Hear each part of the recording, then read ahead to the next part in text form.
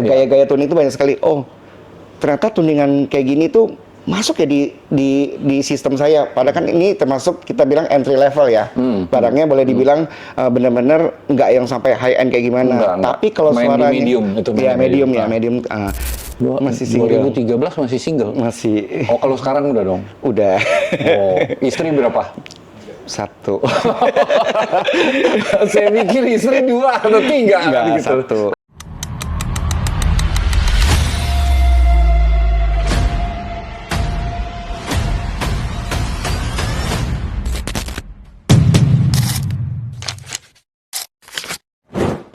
Selamat siang sahabat Onkyo. Hari ini bersama saya Jen Liu di Bisa Bicara Santai di podcast Onkyo.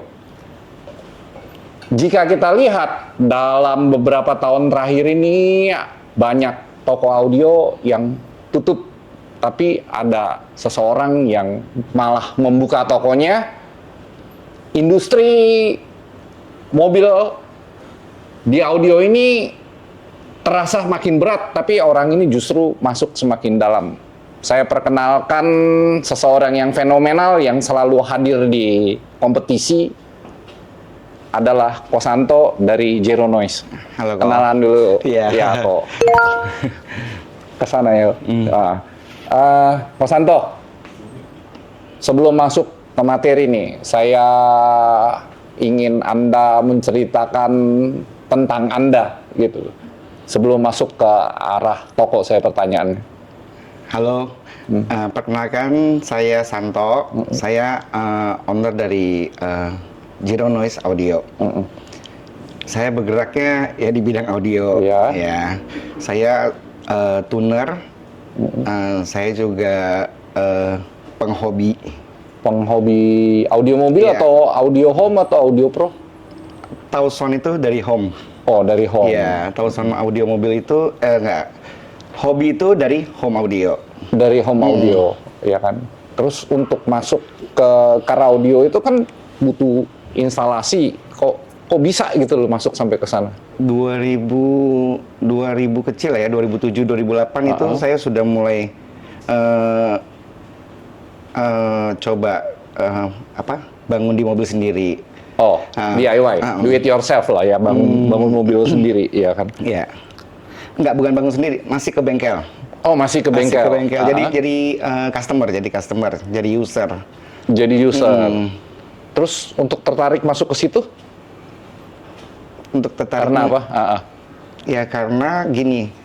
Jadi dulu itu masih remaja banget lah ya. Saya 2000 itu masih umur sekitar 20 kecil. 2002 itu saya lulus SMA. 2002, sekarang 2026, berarti udah 26 tahun yang lalu. Iya, jadi itu saya tuh awalnya itu ada om saya itu kan jadi gini. Om saya itu orang home. Nah, jadi sering kasih dengar suara tuh Di kayak home? gini. Di home apa di car? Di home dia. Di home. Kar ini belum. Kar ini hanya sekedar bunyi aja gitu loh. Jadi kok beda ya? Awal-awal dulu kan belum terlalu ngerti. Tapi suka aja setiap ke rumah si om tuh pasti saya dengerin. Dikasih dengerin. Nah, lama-kelamaan di mobil enak kali ya dicoba gitu loh. Tapi kan zaman dulu belum ada prosesor. Masih bener-bener masih kalau 2002 ya belum ada. 2003 2004 sih baru ada. Mulai ada Alpine gitu ya. Alpine, tapi kan dulu nggak sanggup lah ya. Itu kan mahal. Ya. Jadi ya bener-bener konvensional lah, zaman dulu banget. Cuma ada power, ada head unit, ada speaker. Udah gitu two-way, tweeter sama mid bass, kecil-kecilan aja sih. Yang penting ada suara. Tapi kok emang beda sih, suaranya itu beda. Jadi saya mulai masuk ke serius main di car audio itu 2012-13 itu udah mulai bangun mobilnya. Berarti 13 tahun yang lalu ya? Udah mulai bangun sendiri atau buka toko? Enggak, ke toko. Oh, buka toko. Berarti setelah menikah? Menikah enggak, belum. Masih bujangan. Masih single. 2013 masih single? Masih. Oh, kalau sekarang udah dong? Udah. Oh, istri berapa? Satu. Saya mikir istri 2 atau 3 Enggak, gitu. satu. Anak-anak. 2. Oh, nah, kalau istri itu nggak komplain. Karena kebanyakan kan kalau toko audio itu kan pasang audio bukan toko audio. Pasang audio itu kan istri pasti kan Itu 2018. 2018. Saya ke salah satu bengkel, itu saya ajak istri saya sih. oh, ajak istri. Iya, karena dia tahu saya tuh suka ngulik. Heeh. Nah, akhirnya Dia bilang Dia buka bilang, toko aja gitu. enggak, saya ngulik. Akhirnya boleh dibolehin gitu loh, maksudnya pasang audio di mobil. Oh, istri nggak ngomel. Enggak. Kan potong dia punya itu. Nggak, Potong itu- dia punya uang dapur. Justru dia tahu kayak gitu, saya lebih semangat cari duitnya. Oh, oke, bagus. Bagus, ya kan. Nah, Kosanto, Zero Noise, ya kan, nama yang cukup unik, ya kan. Kalau orang awam denger Zero Noise, itu larinya ke peredam. Oh ya?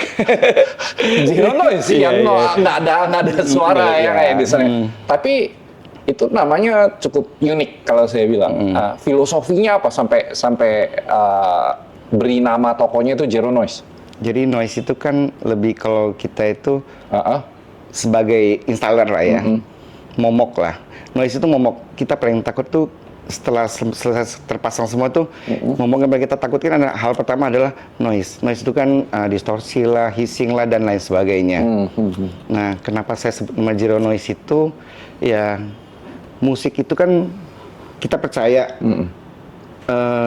Setelah musik itu jadi direkam dan siap didengarkan, dia sudah bersih dari noise dan segala macam. Tujuan kita bangun di audio itu kan lebih ke arah gimana ya saya ngomongnya. Nah, filosofi dari Zero Noise ya. Filosofi dari Zero Noise. Ya.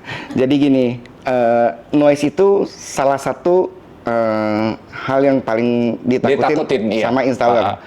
Sudah pasang sedemikian rupa, kita kan tidak tahu. Ketika kita pasang, kita belum tahu tuh ada noise atau enggak sebenarnya. Iya. Tapi ketika sistem udah jadi, pasti dak-dikduk. Begitu nyala pertama, kalau noise pasti lemas. Jadi ya itu momok lah. Salah satu momok itu noise itu paling ditakutin sama installer. Nah, kenapa saya sebutnya Zero Noise? Ya dari momok itu Anti saya noise. mau jadikan ya Anti noise dong, ya, kalau anti gitu. noise. Jadi ya hilang dari noise lah kayak gitu. Noise itu kan noise itu kan gini, sebuah musik ya kan ketika Bisa ada noise, didengar bisa baik didengar tanpa ada gangguan lah. ya, Ya betul. kan, di Jadi sana itu kan yang terbaik adalah yang tidak ada noise-nya. Jadi ya intinya sih Zero Noise itu bersih lah ya, bersih dari suara-suara yang tidak diinginkan. Oke. Nah, saya waktu lagi datang ke tempatnya Kosanto itu pasti setting dengan perangkat yang cukup oke lah ya, ya kan dari sana ya. Bukan perangkat aja, bahkan ampli-amplinya, speakernya itu yang di atas rata-rata ada di atas normal harganya wah semua. Kosanto itu ingin mengarahkan Zero Noise ini sebagai toko atau sebagai lab referensi gitu loh di sono. Ya, kalau untuk ke toko kayaknya gini, kalau toko kan lebih identik dengan hanya Toko jualan, variasi. ya jualan lah, jualan. Kebetulan karena ini bidang ini adalah bidang benar-benar hobinya saya lebih Passion-nya di sana lah ya. Betul.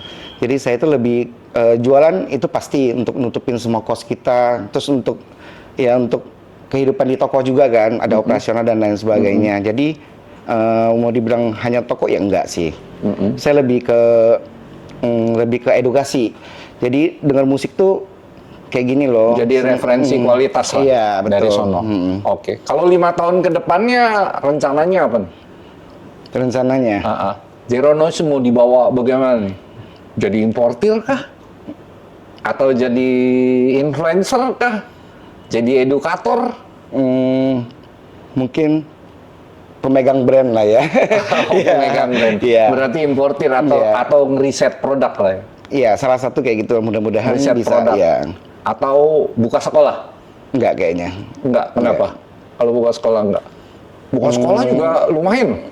Iya, lebih ke arah mungkin nggak buka sekolah, tapi kalau nanti ke depan kita punya satu brand, kita kan bisa edukasi ke yang ngambil brand kita bisa edukasi kan itu sama dengan sekolah juga kan, dengan sesuai pengalaman kita ya mungkin 5 tahun kemudian kita nggak tahu nih, saya masih pasti kalau kita tekunin terus audio itu kan nggak mungkin turun, pasti kita improve terus. Iya sih. Jadi ya kita nggak tahu ntar 5 tahun atau 10 tahun yang akan datang, saya juga nggak tahu sudah se-improve apakah Zero Noise gitu loh. Ya mudah-mudahan ya Ya. kita ya sejago-jagonya kita berusaha kan tetap aja di atas yang menentukan. Betul, kan, betul. Gitu. Ya kalau dibawa yang lebih baik ya kan jujur dalam itu saya rasa akan semakin besar ya di sono ya. Nah, untuk mencegah di sono kita katakanlah ya dari seiring waktu saya selesai itu 2013, 2014 waktu itu saya cuci tangan dari bisnis audio mobil ya dan masuk lagi di 2025 itu kan perubahannya drastis sekali tuh ya kan. Tunernya juga banyak yang muda tapi yang lama itu masih tetap jauh lebih banyak ya kan di sana. Supaya tidak tenggelam begitu aja atau gugur lah di tengah jalan nih dari cita-citanya Kosanto, itu strategi apa yang dijalankan? Harus punya ini sih menurut saya, harus punya karakter setting atau karakter setting. Jadi lebih ke arah, jadi gini loh, saya pengen itu suatu hari itu Zero Noise itu dikenal dengan sesuatunya. Contohnya mungkin saya punya cita-cita Zero Noise itu pengen dikenal dengan tonalnya. Jadi dengan King of Tonal. Ya, enggak lah. Tapi bisa dikenal lah. Bisa ada ciri khas. Jadi kan setiap orang kan setiap installer itu juga punya ciri khas kan. Oh kalau installer ini dia rapi sekali suaranya tuh rapi sekali, tertata rapi sekali. Nah kalau saya itu lebih karena saya dengar di home itu sudah listening positioning kan sudah benar, penataan barangnya juga sudah benar, jadi akustik ruangan juga udah benar. Jadi kita dengar itu ya enjoy aja dengerin, kayak nggak dengerin sampai teknikalnya sampai kita ini posisi lari kayak gini, karena kita sudah benar duduk. Jadi kita nggak menghiraukan itu semua. Yang kita dengar adalah tonalnya. Nah jadi di mobil pun saya mau praktekkan itu gimana orang duduk di mobil bisa menggambarkan nuansa home yang dia dengerin gitu loh. Orang emang nggak semua pemain mobil itu dia datang dari home audio. Acuan dia dari home audio nggak selalu, tapi kita juga bisa kasih gambaran. Dia dengar kita bikin di mobil, kita kasih dia suara yang menurut kita tuh enak, nyaman, dalam waktu jangka lama pun didengar tetap enak. Mungkin kita ngobrol juga nggak ada gangguan. Nah itu kan suatu sistem yang kita bangun. Ya kita kasih dengar kayak gitu ke mereka, mungkin mereka bisa punya gambaran, enak banget ya. Suatu hari mereka dibalik, mereka ke home, loh kayak di mobil suaranya, ya harapannya sih kayak gitu. Tapi nggak mungkin bisa sama antara home audio dan car audio tuh udah pasti nggak bisa. Kita bisa sampai 70%-nya itu udah hebat banget. Karena kalau mobil itu merupakan satu tempat yang paling terburuk di audio ya. Setuju banget. Karena depan kaca, samping kaca, belakang kaca, positionnya itu beda, dashboard itu beda, tempat duduk itu dia absorb atau itu semua beda itu. Memang itu harus diperhitungkan kalau di sana gitu ya. Ya. Terus yang satu yang ingin saya tanya, produk yang beredar sekarang, ya kan, itu berperan di e-commerce marketplace nih, ya kan. Ada yang buka harganya nggak sesuai, bukan nggak sesuai ya, dia turunin dengan gampangnya kayak gitu. Padahal untuk jual satu barang itu kan, untuk supaya toko itu bertahan kan itu harus ada margin. Iya, betul. Kalau di online kan dia nggak mikirin, dia nggak buka toko, ya kan, dia marginnya cuma 5%, 10%. Toko kan harus menghidupi karyawannya, listrik, ya kan, yang dimana satu mobil aja itu untuk selesai instalasi itu butuh 4-5 hari, kadang-kadang seminggu, Iya. 2 minggu baru keluar. Bagaimana cara mengakalinya? Harus punya value. Jadi kita sebagai toko harus punya value dulu. Jadi gini, misalkan kita sebut lah ya, satu barang di online itu kita sebut 10 juta. Sedangkan yang kita tawarkan ke dia adalah 12 juta misalnya. Bagaimana dia tuh harus beli sama kita, atau enggak dengan dia nggak enak sendiri, dia harus beli sama kita. Kita cuma edukasi gampang. Satu, kalau barang you beli sama kita, ya kita pasti cover garansi. Barang dijamin benar dan benar-benar baru, dan ya bisa dilihat dulu fisiknya. Ya ketiga, barang yang ini value-nya. Jadi kita bisa bikin kita bisa bikin barang itu sebagus gimana. Jadi kalau triknya kita harus punya value. Ya, jadi gini, customer itu kan banyak macam. Sekarang kita sebut misalkan harga itu di online 10 juta. Di kita yang kita tawarkan ke mereka ada 12 juta. Bagaimana kok mereka harus beli sama kita? Nggak harus ya. Bagaimana caranya mereka beli sama kita? Ya kita cuman edukasi dulu pertama.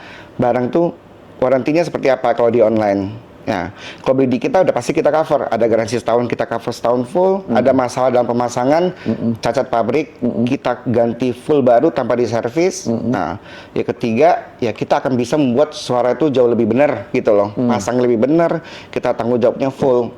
Ya, dengan selisih 1 juta atau selisih 10 atau 20% misalnya dari harga online-nya, mungkin dengan dia mikir seperti itu, ya mungkin akan tetap lebih baik beli di kita sih, karena mereka juga pasti bisa hitung selisihnya kok bisa segini jauh, kan dia tahu kita ada banyak cost yang kita keluarin. Ya, mudah-mudahan semua pemasang seperti kayak begitu ya. Tapi rata-rata iya sih. Ya, karena ya toko itu kalau value-nya udah kuat, kalau di istilah TikToker itu personal branding, ya kan. Kalau personal brandingnya itu udah kuat, toko itu dan tambahannya itu servis, ya kan. Toko itu pasti nggak ditinggalin konsumen. Iya betul. Betul ya kan di sana. Jadi toko itu punya style sendiri lah, dia punya gaya sendiri lah. Nah, saya ingin masuk nih ya ke Kosanto. Saya udah sedikit cerita tentang Onkyo Tuner Challenge 2026 waktu itu. Saya ngobrol sama Kosanto itu jam 12 malam. Iya kan, karena Kosanto itu terlalu sibuk, bisa ngobrolnya itu jam 12 malam. Saya ngobrol hampir jam 1 ya. Konsep itu one brand, one system. Iya. Betul kan? Betul. Produknya sama, ya kan. Kemudian kita masukin ke dalam judging SQCC, rule-nya pakai SQC, ya di sana ya. Menurut Kosanto itu bagaimana? Menurut saya sangat menarik sih, karena itu benar-benar fair. Kita boleh bahasa kasarnya kita adu skill. Maksudnya gini, adu skill bukan dalam arti positif ya. Oh, barang Onkyo ini bisa berbagai suara yang dikeluarkan dengan barang yang sama di mobil yang berbeda kok bisa beda ya. Nah, berarti kan bisa tahu bagus jeleknya itu ketahuan. Jadi kalau misalkan brand Onkyo itu di tangan si installer A, di installer B, C dan seterusnya itu, oh suaranya sama semua A dan B, A sampai Z itu sama, semua installer sama keluarin, itu pasti nggak mungkin. Itu nggak mungkin. Lebih baik pasti ada, lebih jelek pasti ada. Jadi sebenarnya bagus sekali kalau untuk pemilik brand mengadakan acara ini. Kenapa? Hadiahnya gede. Ya, salah satunya itu kan. Itu salah bagi kita itu ya. Tapi kalau bagi itu kan. pemilik brand itu bagus sekali. Dalam arti gini, barang gua dipasang semua sama nih. Kan challenge-nya one brand, one system. Yeah. Semua barang dipasang di semua mobil itu sama. Rule-nya sama. Ya kan? Gimana cara installernya ngeracik itu barang kan yang sudah disiapkan. Iya. Nah, dari situ kan bisa ketahuan nanti. Oh, ternyata suara saya itu cocok kalau dibikin style seperti ini. Kan style tuning itu banyak sekali kan. Iya. Gaya-gaya tuning itu banyak sekali. Oh, ternyata tuningan kayak gini tuh masuk ya di sistem saya. Padahal kan ini termasuk kita bilang entry level ya. Barangnya boleh dibilang benar-benar nggak yang sampai high end kayak gimana. Enggak. Tapi kalau Main di suaranya medium, itu main ya di medium medium. ya medium. Tapi kalau suaranya bisa bagus banget. Nah, ini kan challenge buat si installer. Buat installer Memaksimalkan sama brand ya. Iya, buat brand betul. ya. Saya ada ini tuh sebenarnya cuman punya cita-cita ini loh, kita adain satu tempat ya kan, bukan sekedar jualan. Kalau dikatakan ya 10 aja 15 juta, 150 juta, kasih hadiahnya 50 juta, itu hitungan 50 juta ya kan, Iya. begitu loh ya. Belum saya pasti sponsor di SQC-nya juga, technical meeting-nya juga nanti, waktu lagi di lapangannya juga orang jatuh-jatuhnya 80 atau 90 juta. Barang yang dijual cuma 150 juta, katakanlah Iya, iya. begitu. 60 juta, mungkin nggak? Nggak mungkin. nggak mungkin. Rugi, udah pasti saya rugi. Iya. Begitu loh. Tapi saya buka di sana, saya adain seperti di sana. Cuman kita duduk, fun, kita belajar sama-sama. Kenapa dia bisa juara 1? Kenapa dia bisa juara 2? Kenapa dia bisa juara 3? Ya istilahnya gitu. Terus yang dibikin warna baru sama saya adalah, kan Onkyo itu punya brand ambassador Kezia Amelia. Dia violin profesional, ya kan. Sekarang susah banget saya juga ketemunya karena dia performnya di luar negeri terus. Ya kan, dia performnya di luar negeri terus di sono. Saya akan dudukin dia di sana nanti dari yang peserta. Kita lihat, saya nanti mesti discuss lagi sama SQC, ya kan. Misalnya 3 besar atau 5 besar, dia duduk di sana, dia kan pemain dengan lagunya dia, otomatis dia udah tahu lagunya dia di mana. Iya, betul. Ya kan, dia duduk mana yang paling oke, mana yang paling enak, ya kan. Cuman satu hadiahnya itu dikasih, ya itu warna baru yang saya bawa itu. Luar biasa. Mudah-mudahan sih itu bisa diterima ya. Kalau ke depannya itu bisa diterima, siapa tahu bukan motor, siapa tahu di akhir tahun saya kasih hadiah mobil. Wah, amin, luar Ya, biasa. siapa tahu ya, saya belum tahu lah ya kalau di sono ya kan. Yang itu ikut nggak? Pasti ikut. Iya. Berapa mobil? Belum tahu. Masih diumpetin ya. Pasti ikut. Ikut ya. Gini, sukanya di SQC itu kan dia ada rule-nya. Technical-nya bagus. Kita melenceng sedikit dari technical, habis. Pasti kebaca. Yang lebih suka lagi tonalnya. Jadi ada itu lagi. Saya memang suka menunjukkan tonal yang khas lah, bukan saya nggak bilang tonal itu nggak ada yang baik, itu kan seni, tonal yang khas. Nah, jadi kan bisa dengar, oh bagus ya, gitu loh, oh enak ya, gitu. Ya, jadi saya suka SQC itu karena ada technical, ada tonalitinya juga. Nah, Kosanto kan udah ikut beberapa kompetisi gitu ya, berarti kan dia punya judging rule sendiri, Yes, ya kan? betul. Itu ada kendala nggak pada waktu lagi tuning mobil itu? Enggak ya, sama aja sih. Cuman Sama aja. mungkin ya. Jadi gini, saya lebih ke arah ikutin rule dari si kompetisi itu. Misalkan saya lagi main di SQC, ya saya akan tuning sesuai dengan rule-nya SQC.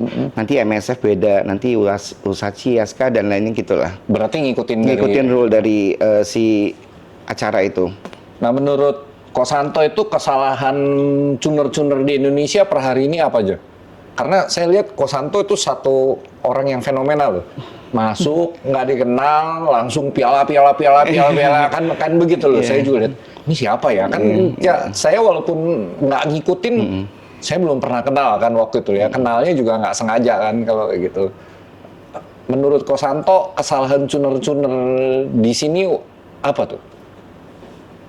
Ya, kesalahan ya. Ya, kesalahan. Bukan bicara kesalahan, kalau kesalahan berarti dia salah ya. Iya. Kelemahannya dalam melakukan tuning di mobil untuk melakukan kompetisi gitu. Kebetulan saya tuh tipe yang nggak suka apa bukan nggak suka, tipe yang nggak pernah minta dengerin mobil lain sih. Saya nggak tahu, tapi kalau secara hasil dari kompetisi itu biasanya Yakin sama kita punya settingan sendiri? nggak juga. Jadi tetap saya juga ada ya di bawahnya, kadang juga ada di atasnya. Jadi kalau mau dibilang kesalahan ya kita lihat dari skor sheet-nya aja. Kebanyakan pasti selalu kalah di technical rata-rata yang udah ikut kompetisi menurut saya ya. Itu udah oke-oke semua sih. Terlalu biasa banyak itu dibawa di musicality lah, di tonal. Ya, jadi bukan salah sih. Mungkin juri nggak suka atau juri kurang cocok dengan suara yang dipersembahkan. Jadi gitu. Menurut saya sih itu ya. Kalau bilang salah ya enggak lah. Ya. Nah, kita closing, ya kan? Ini udah tahap closing, udah kayaknya udah cukup panjang nih cerita tentang Kosanto, ya kan? Saran Kosanto terhadap Onkyo Indonesia itu apa? Saran ya. Saran kan, saran. Gini. Saran sama kritik lah. Iya. Saran sama kritik. Nah, pertama kali dengar Onkyo. Onkyo itu familiar sekali kalau di home. Ya, Onkyo. Ya, memang main bisnisnya tadinya home. Iya. Jadi begitu kali pertama kali saya dengar Koko ke toko Onkyo nih, wah.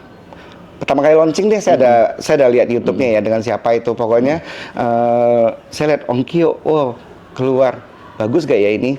Ya gitu kan. Jadi kalau menurut saya nih, saya kan belum pernah pasang untuk di Onkyo, tapi berarti besok gue kirim mau berapa paket kok?